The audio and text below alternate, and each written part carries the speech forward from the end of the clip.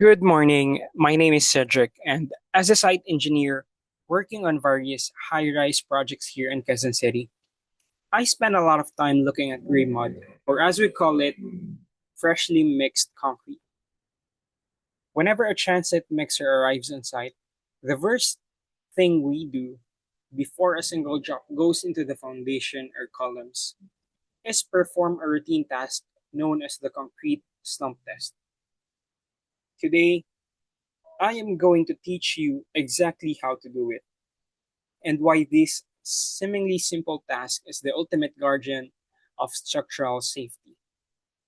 So, why do we test it? Concrete is essentially a recipe. It requires precise amounts of cement, water, sand, and gravel. If the mix has too much water, it becomes weak and cracks easily. If it has too little, it becomes too stiff to pour properly around the steel rebars, as we discussed in my last presentation.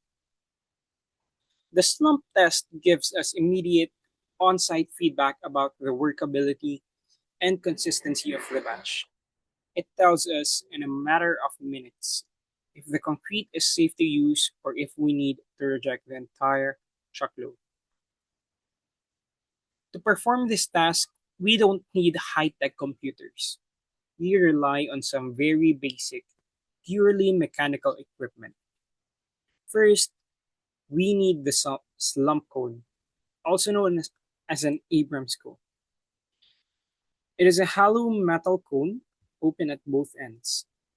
And then second, we need a standard tamping rod, a solid steel rod with a rounded end. And finally, we need a flat, non-absorbent base plate to place the cone on, and a measuring tape to read our final result. That's it. Now let's get our hands dirty. Here is how you actually perform the test. You place the cone firmly on the base plate as the operator. You step on the foot pieces attached to the base of the cone to hold it tight against the ground so no concrete leaks out the bottom. We then fill the cone in three equal layers by volume. This is where precision matters. After pouring in the first layer, you take your tamping rod and strike the concrete exactly 25 times in a uniform pattern. This rodding process removes any trapped air voids. And you repeat this exact process. Fill 25 times for the second layer, making sure the rod slightly penetrates the layer below it.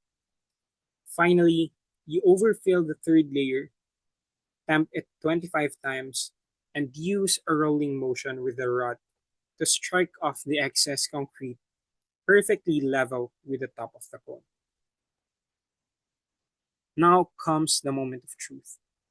You clean off any spilled concrete around the base, step off the foot pieces, and firmly grip the handles. Without twisting or jerking, you must lift the cone straight up into the air. This lift should be smooth and steady, taking exactly 5 to 10 seconds. Once the cone is lifted, the unsupported concrete will naturally sag downwards due to gravity. We immediately place the empty cone next to the slumped concrete, lay the tamping rod across the top of the cone, and use our measuring tape to measure the distance from the bottom of the rod to the displaced center of the concrete.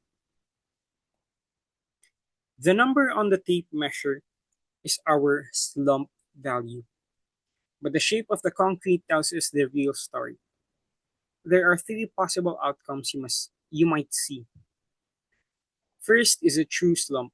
The concrete simply subsides, retaining its general bell shape.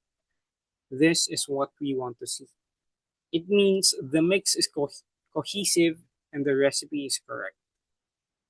Second is a shear slump. Here, the top half of the concrete shears off and slips down one side. This indicates that the mix lacks cohesion, perhaps from too much water or poor grading of the sand and gravel. If we get a shear slump, we must repeat the test. And then finally, we have a collapse slump. Now, the concrete completely falls apart into a wet puddle. This is a massive red flag. The water cement ratio is entirely too high.